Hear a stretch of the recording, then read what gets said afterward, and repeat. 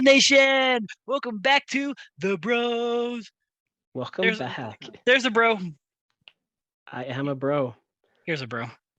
So, welcome back, everyone. As you can see, this is episode number 2 this week because there's just that much soccer going on. A Mhm. lot. We're talking here in CONCACAF. We're talking MLS. I think that's all right now, right? Yeah, we got RSL doing well. We got All-Star game. We got kind of Oh, trade rumor-ish stuff going on. So Gold Cup. So we got a lot to dive into for this episode. But first, how's your week been? week has been all right. I'm feeling very Argentine this week. Yeah, you are. Not only because I have these guys behind me all the time, but today, I don't know, I'm just feeling really good. Feeling really good, but I mean, not 100% because we've had to do the work week. But tomorrow's Friday. Everybody Eh, loves a good Friday. Everybody loves a Not, good Friday. not only is it going to be a good Friday, but it's going to be, well, for me, it's going to be a really long weekend Yeah, because which I'm jealous about. I'm going on family vacation. So peace out, brother. You're on your own for the next couple of days. Rats. Well, what about your week? My week's been okay. Tuesday, as you know, I have softball with some friends. I got a hit. I hit the ball, Congratulations. and they didn't catch it. So I hit the ball and I actually got on base. Oh, what, did you just get on first base? I got first base. Oh, okay, well, Yeah, you got yourself a single. I got myself a single. So I got myself a Dave single. What the heck? Oh, your dad jokes are worse than mine, and you're not even a dad. But also excited for the long weekend. I'm not going on vacation, but just the fact of sleeping in, that's a reward on itself. So I'll take it. Well, knowing you, you're probably gonna wake up early for some parades on Tuesday. No comment. Ah, you see, you're gonna wake up early for a parade. I know you. I've known you for almost 28 years. Hey, you can't go wrong with a good parade. Go America. Well, I mean, go America, but look, we're feeling Argentine, the both of us. Yeah, like I got to rep River as they're doing amazing for Argentina, and they did well for Libertadores. So It's true. It's true. yeah, so We have a lot to talk about. So yes, we do. lead us into this first one. Yeah, so like you said, we have the Gold Cup that's been going on currently, and our very own Rubin just played their first match for Guatemala on Tuesday. But it did not. Of course, Rubin and former RSL player Aaron Herrera got the start, but it did not look good. 11 minutes in for But Rubin. I just want to say we were all really excited that Rubio got the start Oh, because absolutely, absolutely. because June he was doing really well with the club. He Yeah. had been showing up for the past 3 or 4 games. He'd been putting in the work that was needed, and hmm so this Gold Cup call up was deserved, and really glad that he got the nod for the starting 11. Yeah. We saw what he did in that Austin game, proving a lot of people wrong and having 2 goals. And getting called up for Guatemala and then getting the start for this game. That was what he deserved right now. Yeah, but he got cut short. Yeah. 11 minutes into this match, he gets taken off for what looks to be a hamstring injury. Hmm. And that is not a way you kind of want to end your international playing time during this tournament. So Yeah. so wish the best and speedy recovery for Rubin. But on the plus side, in that match, Guatemala did win 1-0 against Cuba. Well, good for Guatemala. I'm sad. I'm still sad that that wasn't Rubin that one made the goal. Two, that he Yeah. didn't get to play the amount of time that he wanted probably. Yeah. 3, he got injured. And that obviously not only affects Guatemala, it affects us here at Yeah. Real. That now we're down a forward, we'll say, because Yeah. we've been relying on him as part of the rotation. Now Exactly. our rotation has shrunk by 1. With now we just have Musovski, Krylak, Chicho, and Julio. And I guess if you want to throw into the mix, Yakusin. But I'm gonna stick with these. yeah, exactly. You and I we were kind of previously talking about it. Like I was kind of frantically worried with this injury. I was like, oh no, it's doomsday for RSL. But I had to calm you down. No, you're like, oh my gosh, we don't have forwards. We're not gonna score. I'm like, chill out. but then I had to realize if we look at it, how well obviously have Chicho coming in 2 matches, but we have to look at how well Musovski has done these past couple of games. And I'll admit it, I was kind of hesitant about Musovski from when we picked him up from LAFC, but he's proven why he needs to start instead of coming off the bench. So It did take him a lot of games to it was find his rhythm. it was during, I think, was it against Vegas? That's when he kind of flipped that switch. Ish, yeah, right around then. Well, that's when Yeah. he started getting more confidence, and then the past 4 or 5, maybe 6 games is when he has been pushing the pedal hard.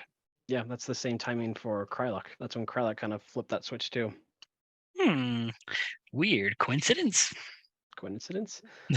But yeah, so sad, like we said, sad for Rubin taking off, but glad Guatemala did pick up the victory there.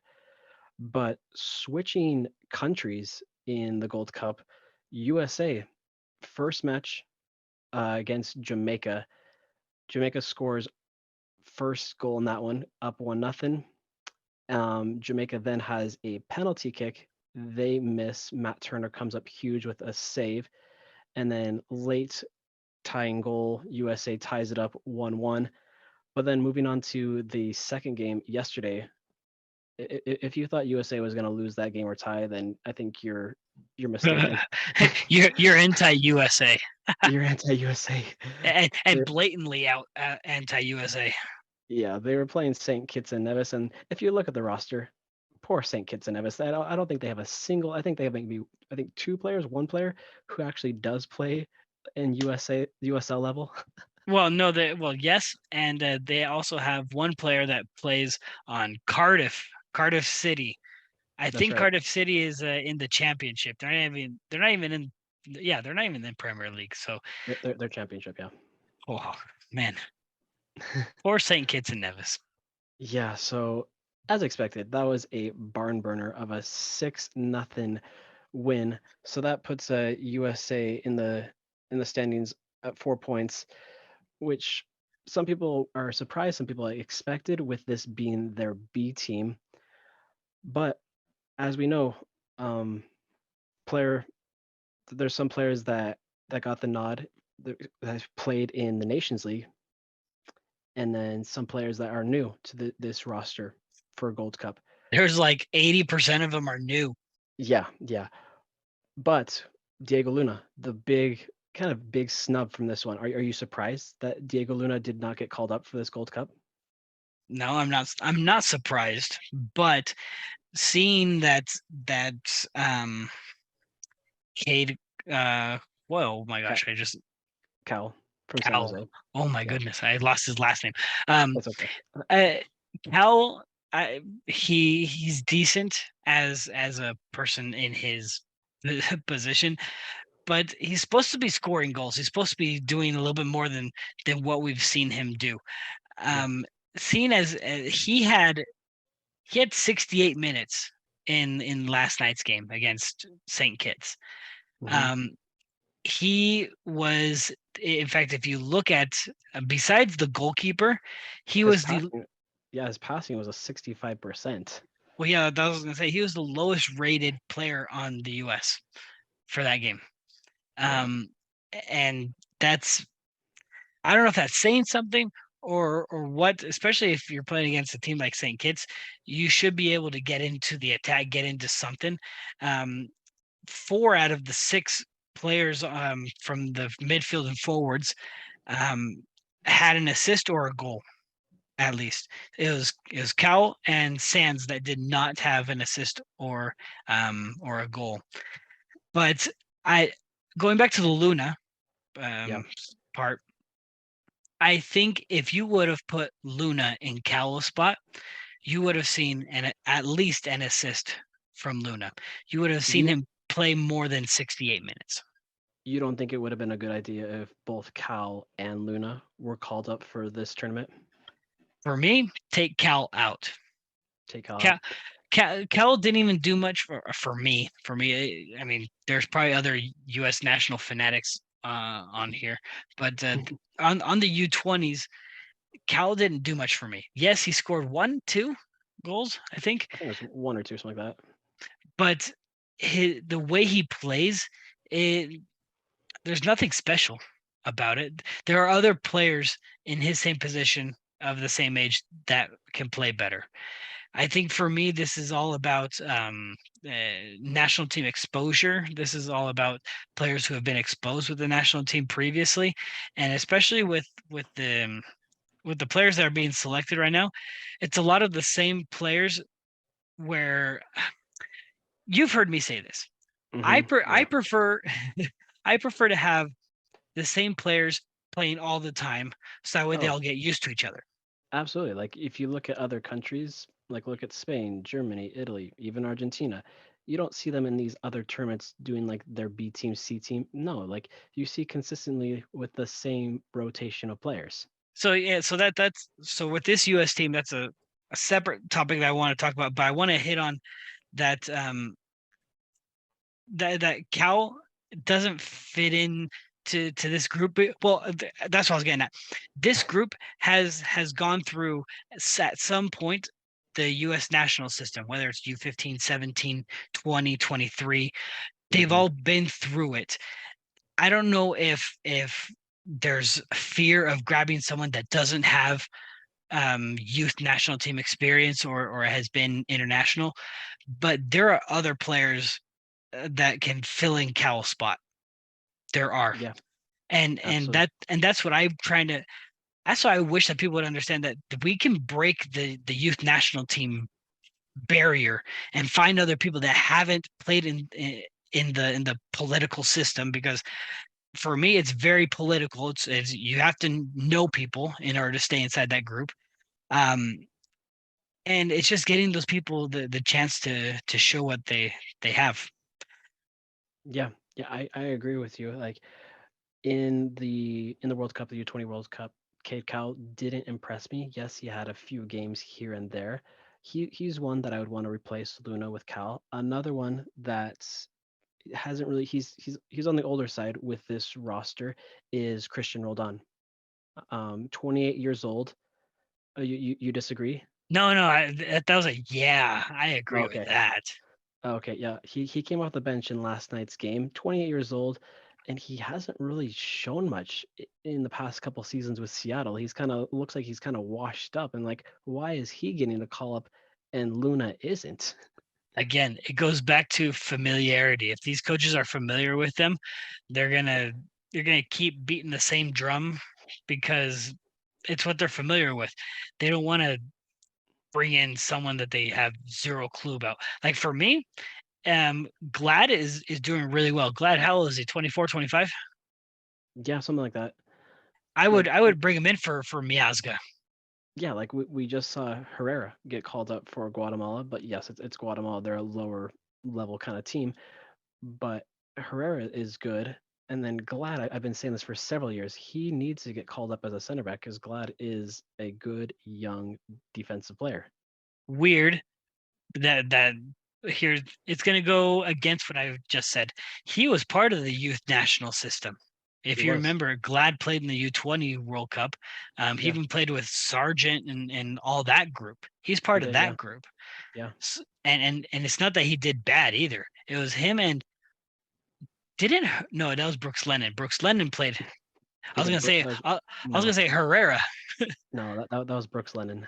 Yeah, Brooks Lennon also played in that same group, and Yeah, he's not called up either, which he would be a good wing right. back as well.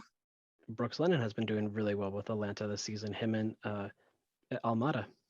I mean, just saying, not just because they're RSL people, but it's No, because we've seen them play well. like I'm trying not to be biased. I'm trying not to I'm taking off my fanboy glasses, but there are other players besides these same old like that we've been seeing for several years. Like give credit where credit's due. Like yes, there are players out there who are good. Like Jesus Ferreira, he did a really well job last night. Mahalovic is doing very well.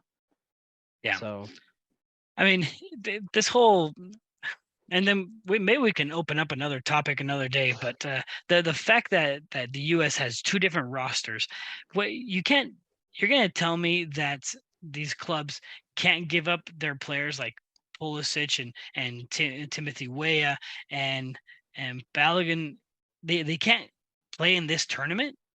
yeah, and the next time that I guess the A team you want to call it plays together is for those friendlies coming up in September and then October or whenever.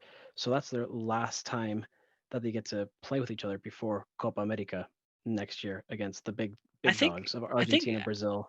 I think they have World other Cup. Do they have World Cup qualifiers? I don't believe they do. I you're think gonna it's just I think it's just the friendlies. well so far that's all that's been announced, Yeah, but but they have to have other things because yeah, but even then, I mean, take a look at my face on those opponents. I mean, yeah. really, They they Uzbekistan and and Oman. Omen like you could have done better, USA. Like get somebody of equal quality of Brazil and Argentina and Colombia. Get But somebody he, like but here's the problem with that is that the same week that they're playing those friendlies, that's when um World Cup qualifiers start for South America. yeah, yeah. They're already starting World Cup qualifiers down there. So it just shows you how behind the US is in trying to, I guess, get on the same level. I mean, it's not that they're behind. They do it in an unorthodox way. They they don't go by hey, let's try to play against better opponents so that way we get better. It's more like let's play against mediocre opponents to up our confidence. Yeah. I don't get it. Like kudos to you guys. You beat like a, s- a semi-pro college team. It felt like 6-0. If that, I mean, St. Kitts and Nevis, I mean, I wonder how big that island is. I think they said it's about the size of Bountiful. What? It's about the same population. So no, No, I'm not joking. I looked I looked it up. So no, you see, that's just me. No, no, I'm shaking my head. No. that's what I'm saying. It was literally watching that game last night. It was like beating up your little sibling. So Literally, we have a country of 375 million people. You choose 11 to play against the other team that has 11 out of 56 people in their town. that's what it I felt.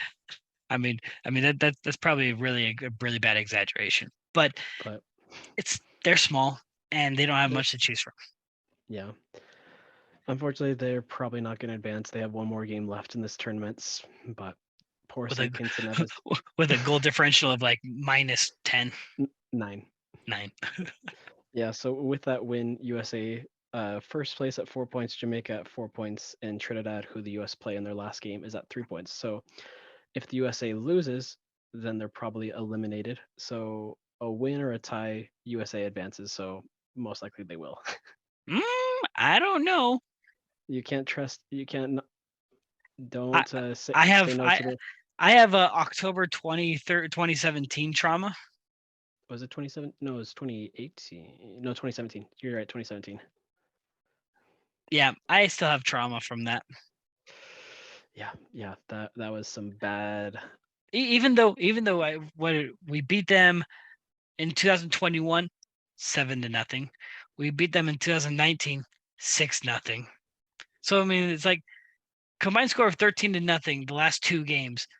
I shouldn't be worried, but I still am. Yeah, like I'm enjoying such. I'm not enjoying this tournament just because, like I said, it's the B, C teams of everybody. But we'll see who comes out and does lift the trophy. Hopefully, like in my opinion, I'm hoping it's not USA Mexico like it's been the past 10 plus years. Let it be USA Mexico. I mean, because no one really. I mean, only I mean, you can tell that we're not super hardcore about this tournament, but those hardcore fans about this tournament, I mean, they probably want a USA Mexico. Like if you guys hate me all you want, but from the beginning of this tournament, I'm going for Panama or Jamaica to win it all. Shame, I shame. got I gotta go for my island boys that are going to win the trophy. Ah, don't sing that ever again. But anywho, we'll move on from that. Yeah, how do you move on from that song? Holy cow. Well, we did have a leak in a possible trade rumor that went down. Yeah. Um, Yeah, we did. I'm pulling it up because I keep forgetting how to pronounce his name, so I'm gonna try to pronounce it for everyone. But apparently during what was it? It was on Tuesday. Yeah. Apparently there was a Turkish rumor going around. It almost sounds like a dessert, Turkish delight, Turkish rumor. Um, coming Schepticus. coming out of Turkey that a player by the name of Taylan Atayali. There we are. That's good He pronunciation. plays in the Turkish Premier League. We'll call it the Turkish Hmm. Premier League. Um, and apparently there were rumors that he was either going to be signing with us or with New England, and it was like going all around the Turkish news. Yeah. But if you think about it, well, if you looked up who this guy was, he was a defensive midfielder, like pure defensive midfielder. And Yeah. when you think to yourself, you're like, We just signed a defensive midfielder. well, leave him aside. We have defensive midfielders: Caldwell, Lawfulson, Ojeda, Ruiz, Adam Palacio, Hmm. and then add on this guy. You're That's like, six. That's six deep. that's 6 defensive midfielders, center midfielders. It just didn't make sense. So, So this has happened two other times this season where we've had supposed players who are rumored to be coming to RSL, but never happens. oh, if you guys remember that one Colombian, it was back at the end of May, I think, that Yeah. that the one account in Colombia tricked us all. Oh man, we all bit hard for that rumor, but But if you remember that one, I think the guy that did that, I think he had like 200 followers. 200 followers on Twitter, and yet his that tweet exploded like 20,000 views. It was like all of RSL Nation was trying to get on top of whatever rumor we were doing, because this was before Palacio, so we thought this guy was the next signing. So, That's right. That's right. but going back to this Turkish guy, it's a no. I can No, I it's don't have insider connections. Maybe like some people. I don't know how they have insider connections. Tom Bogart. But um we can just write this guy off, because My, do you know why in, we can write this guy off? why is that? Because he's not Colombian.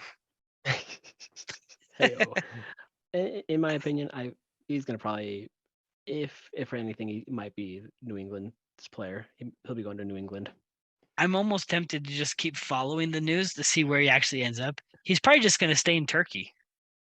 Yeah, I don't know. s- I don't just want to give too much room for this guy, because we've officially signed Nelson Palacio, and I want to get your thoughts on everything that we've seen come out today.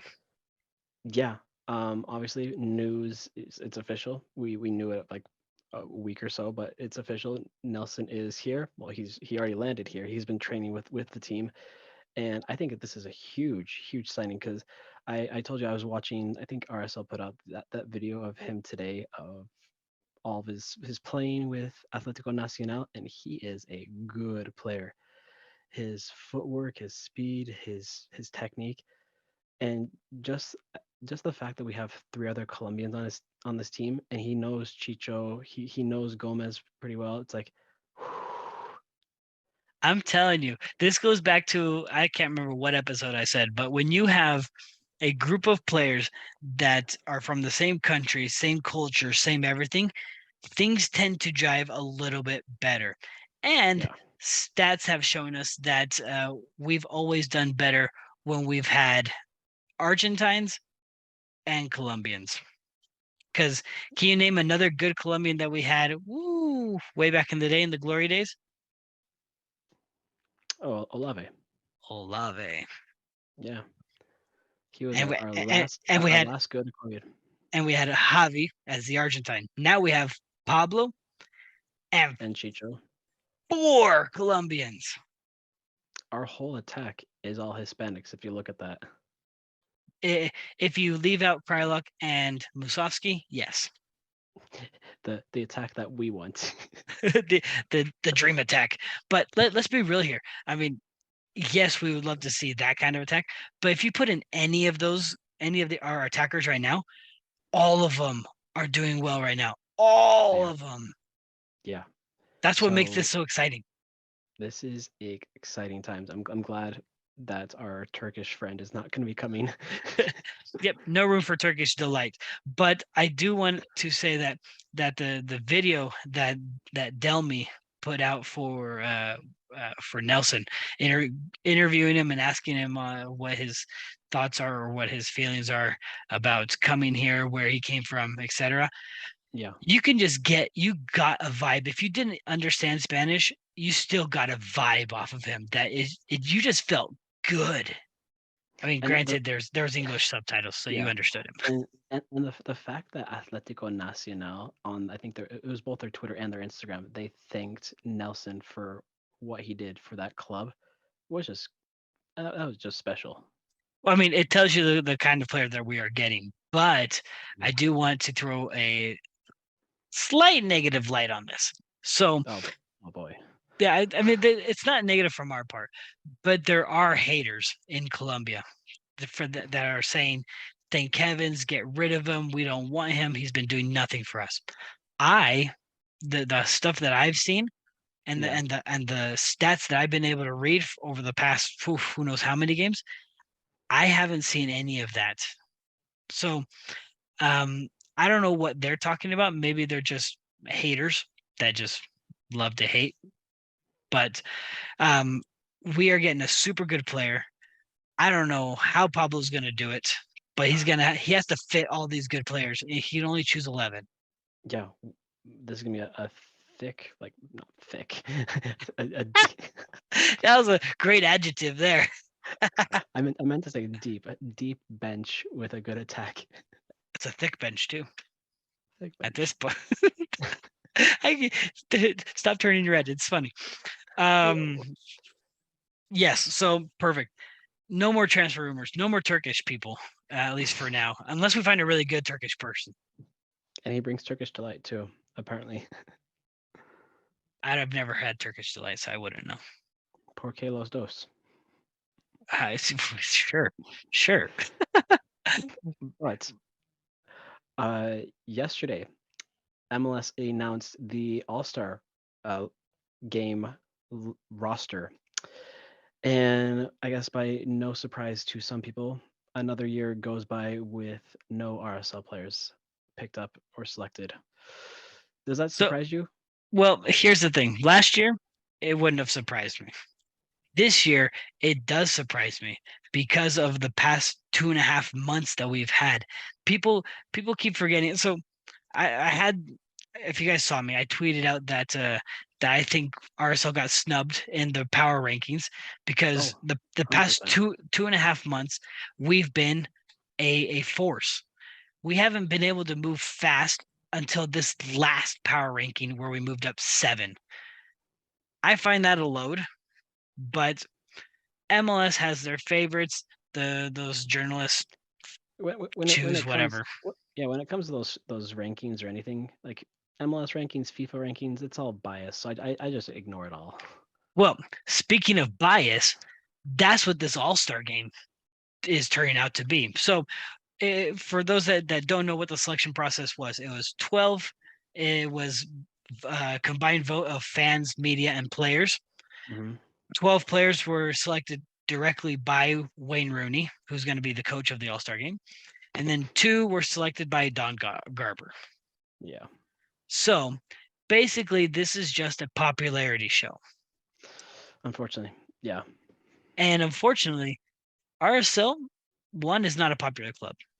2, we don't have that many popular players.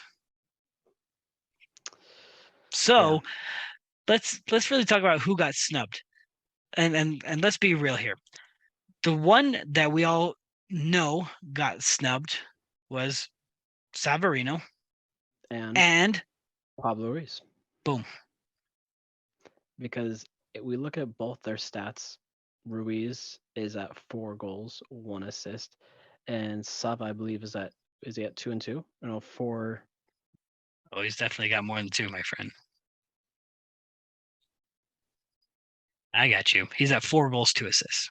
4 goals, 2 assists. Yeah, you look at both those stats side by side, and you're just like, how? how are none of them called up for this All-Star game? Who out of the players that were selected for this All-Star game would you replace? Here's the thing.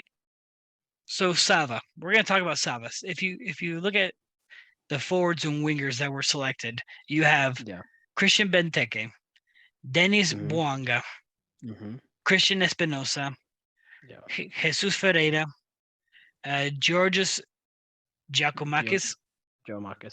There we go. Kai Kamara and Jordan Morris. Who would you replace? Who would you put Sava for? For me, I feel like this is an easy answer. It's Kai Kamara. Well, Don Garber disagrees with you. That was the commissioner's pick. That was one of the commissioner's pick. Yeah, so now you slide to the midfield, and you try to put in Pablo Ruiz. Yes. Who would you? We got Acosta, Almada, Matthew Shinori. Probably said that wrong. Yep. You're not French. Jose Martinez, Aiden Morris, Hani Mukhtar, and Ricky Puig, and Lucas Zelarayan. For me, this is also an easy selection. Who I'd swap out. It's Puig, because Puig has done really absolutely nothing for the Galaxy. I think he's at 1 goal, 1 assist on the season, and then Ruiz is at 4 goals, 1 assist. So easy switch. Well, Rooney disagrees with you, because Rooney thinks that because Puig has played in Barcelona and played with Messi, that he is an all-star. How's that? Zero cents. 0 cents at all. I mean, I've said this for years. I guess ever since I've gained soccer consciousness, that the All-Star game is pointless, especially once you've gotten a taste of European and South American soccer with their tournaments, with their regular season. You start to realize, well, at least for me, this is my point of view. I'm not a business guy. So I stick with just what is soccer. And for me, an All-Star game is a circus. It's a clown show. You look at any sports, baseball, NBA, it's all about the money and who they can bring in. And that's what they did for MLS, the All-Star game. They just try to find the biggest names of stars. But granted, some of these big name stars who were selected, like they deserve to have been selected, like Mukhtar and Almada, like they have been showing up this season. Right. I mean, I'm not saying that these people don't deserve these accolades, but to have a separate game to play an Arsenal, playing against Arsenal, right? Yeah. Because how much I really care. To to play against an Arsenal team that's going into preseason, you're going to see the first team players play for 35 minutes. They're all going to get subbed out, or at least until halftime. And then Yeah. afterwards, the second half just turns into a sub show. This celebration of soccer in the United States, as some people might see it as, for me, it It doesn't go. it it's gotta go because it makes like people in Europe and South America who look at us who have an All-Star game and they think it's kind of a joke because now the MLS added in like the crossbar challenge and different elements of that, which is kind of tacky. In my opinion, if you're gonna continue with the All-Star game, then just go back to East versus West Yeah, just or play just get amongst ourselves. yeah. I remember I don't know if you remember way back in the early days of the MLS when they had the goalie wars. Goalie wars. I mean, I've seen the videos of it, so it sounds really hilarious. Yeah. So Um, when is the All Star game? it is the 19th, I want to say. I think it's right after the Gold Cup finishes. It's right after or So you have the last regular season, but right before League's Cup. so you have Gold Cup finishes, All-Star game, and then Leagues Cup. So that is a lot, especially for those players who are literally coming off of Gold Cup because you have Jordan, no, Jesus Ferreira, who just got called up. Look, we're going to talk about ourselves for just a second. I don't care unless it's Jordan Morris. Jordan Morris needs to run his legs off in this Gold Cup. He needs to run his legs off at this All Star game. So that way, when July 22nd comes around, he doesn't want to play. That's true. And then yeah, along with Roldan because Roldan is right now playing for Gold Cup too. Also, let them all run their legs off. Go USA. Let them get injured. No, not injured. Let them play really hard. So that way they Yeah. get exhausted. But All Star game. I Don't you love it? guys, this is me being for real and not a business person. If you're gonna be serious about soccer, be serious about soccer. You don't bring on clown shows. That's Either true. that, either that, or let's play more tournaments like they do, like in England. England, they play Community Shield, FA, The Carabao. League, Carabao, Europa, Champions League. Bring on more tournaments if that's what it's going to take. Because right now it seems like we're just dilly dallying. Let's play an All Star game. This just goes back to the many things that we need to fix when it comes to the MLS, like getting rid of the All Star game, getting rid of going into pro and relegation, getting rid of the playoff system altogether. It's a long list of things that we need to fix in this country with soccer, and it's never going to happen because all they care about in this country is about money and only. Yeah, and that's the unfortunate part. And we're probably in the minority when we talk about that because pro realm, I don't think it's ever going to be here. I'm a huge fan of it because of the leagues I have followed, because of my experiences that I lived in Argentina. Pro rel for me is life. That's soccer life. Oh But yeah, here in this country, people like to take care of their assets. They like to make sure that their investments are secure. So it's all right. I mean, what are you gonna do? I guess nothing at this point. So, Just enjoy it. soccer is a socialist sport everywhere else in the world except for here. It's a capitalist sport. Yeah, they want the money. Show me the money. But Arsenal has a match on Saturday, but we're not playing in this country, and unfortunately, we're going up north. We're going international, my friends. We're going international, north of the border. Toronto. We're gonna go play Drake and Justin Bieber, Yeah, baby, baby, baby. Oh. while getting some Canadian bacon and some maple syrup. Okay. I bet you just like Swedish fish, Canadians are gonna be like, Canadian bacon is not really Canadian. Exactly, but you guys probably saw our video that we tweeted out. The last time that we won in Toronto was 2013 by the one and only Yordani Alvarez. He was the one and only. And it was today's date, 10 years ago. Happy anniversary, Yordani. Happy anniversary, Yordani. Your only goal that you scored for RSL, and we thank you for it.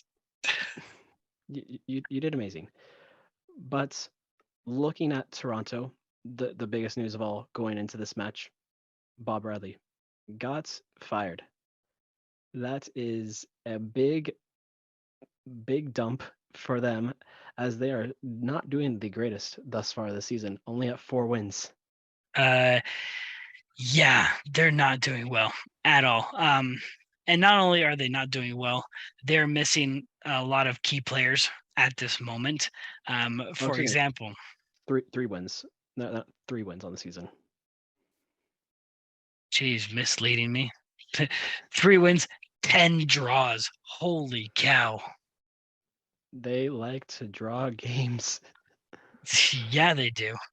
But what was I gonna say? Oh, they're missing players for injury, Yeah, for international duty, a lot. yeah. They are missing the likes of Osorio. They're missing Sean Johnson.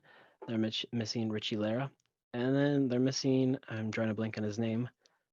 But it's Toronto's third string keeper, but he starts for a goalie for El Salvador. So not really a miss there, but the likes of Osorio and Richie Lara, that's kind of huge on their midfield right there. Yeah, and not only that, you have Michael Bradley who's injured. You have Yeah. also Diomandi that's also injured. So Hmm. you have key players or influential players that are injured and have been injured for a while. This Toronto team is hurting. Do you find this game though to be a trap game for RSL because Toronto still has uh, Bernadeschi Insert and Star Wars. and Insigne? um, Look, Bernadeschi, if I remember right, there was a huge situation that happened a couple weeks ago, a month ago in Toronto, where Bernadeschi was not jiving well with people at the club. Like he came in just fine, everything was hunky dory, and Yeah, then all of a sudden he started having issues with coaching, with other players, with staff. It was just not good at all. So yeah. I'm not sure if what Toronto team we're gonna see. I don't know if it's a trap. I don't know if all of a sudden they're gonna surge and be like, "We need to win," or are we gonna see a Toronto team that just rolls over and dies? Yeah, because we look at Toronto's last game that they played against New England, and they have a pretty, yes, they have, like I mentioned, they have some players that are out, but they have Sapong, Insigne, Bernadeschi, and then Kerr, who scored an early goal in that match yesterday. And then also Mark Anthony Kay, who has been jumping around team to team recently. Yeah. So, like you said, I mean, Sapong is not someone to take lightly. I No, mean, not at all. we've been burned by him a couple of times when he played for Columbus, when he played for Kansas City. Yes, correct. So he's, even though he's a lot older, he's still not someone to take lightly. Bernadeschi is still has international experience. Who knows what Bernadeschi we're going to see this game? Hmm. Insigne is always dangerous on the wing, Yeah. so we can't let our guard down. And I hope that that's the message that Pablo is giving to the boys, that this is, even though they are one of the worst teams in the league right now, you cannot sleep on them because one, they're playing in front of their fans. Two, they just got rid of their coach, so they might have a resurgence where Yeah. they're like, "Oh yeah, we got rid of Bob Bradley, boom!" But even though his son is on the team, loser. Um, I don't know. That'd be my message: is you do not let down. You cannot say, because they're the worst team one of the worst teams in the East. We're just going to take it easy. We're just going to go through the motions and whatnot. No, this is a win game. From now on, we are in must-win mode. Because this is going to be our last game without, our last game without the possibility of Chicho, Nelson, and other players. Yeah, exactly. And if you look at Toronto's only wins that they have this season, they're 3 wins, like I mentioned. They're all at home. So yes, they have a very losing record, but they know how to win at home, and obviously they know how to draw too. Yeah, of which that's the fear, because if RSL can get ahead, they need to keep going with getting ahead, keep scoring goals, because the best form of defense is offense, and that means scoring goals. But if we find ourselves trapped where we are down, that is where we're going to be fighting for a tie at that point. And that's Yeah. exactly what Toronto wants, is they want to be ahead and then fall back. But if you look at it, the last 2 away games that we played in DC and then St. Louis, we didn't have we didn't have Sava in that game, and we also didn't have Ojeda. So I think with having those two back for a road game, that should give us another little push. Well, it gives us a push, I think. I think you're right on that. But it also provides us a little bit more depth, that if we Mhm. do need to make a substitution at the 60th, 65th minute, we can do that. Yeah. And I think we should be doing that. I do not want to see an 80th minute change No. for a key player. I need if No. I think I can imagine it's a hard decision to make as a coach, when you see that your team is suffering, but you're like, I just want to see one more thing. No, I think that's where the decision needs to be made. Like, no, I need to make this decision, and we need to change the rhythm of this game. But So with this, would you continue? Would you go with a Krylak Musovsky up top? heck yeah, Yeah. keep those two going. Um, give And me I, Sava and Gomez on the wings. and then Luna Oh and crap! Pablo. How do you fit them? How do you fit them? Like I said, in my opinion, I would go Krylak, Musovsky, Sava, Luna, Pablo, Gomez. So you leave out Ojeda. Well, what That, somebody has to say it. It's either Luna or Ojeda. look, we have an issue right now. This is a Mhm. big issue, because we need to be able to play 12 people. Because that's what's killing us right now, and that's what I think Pablo is probably smashing his head, unless he's seeing something on in practice, or has conversations. But I think he's probably smashing his head over the fact that he has Sava and Luna that play the same position, and either one of them can start. That's true. You have Gomez on the other side. You have no one in the middle per se as a center midfielder. You have two defensive midfielders, Yeah. um, with Ruiz and Ojeda. Where do you fit Luna? Yeah. Here's the bad side to having so much depth. Eh, you have a good player, and you're going to be benching him. You're going to be benching a good player. You choose But which player you want to bench. this is why I still believe that we should get rid of Ojeda just because it clears up one extra spot.